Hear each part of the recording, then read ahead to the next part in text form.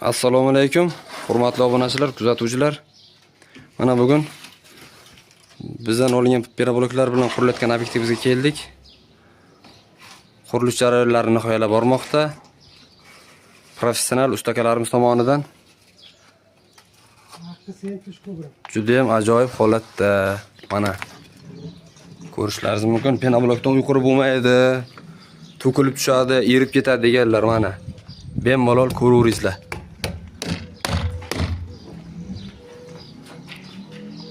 Timboli bunga hech qanaqa hozir o'rtada serdishinglarsiz betonsiz qilingan holatda shunday pishiq zo'r turibdi.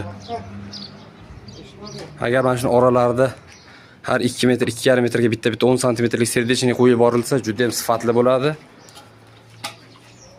Bemalol qo'rqmasdan ishlatsa bo'ladi o'sha holatda.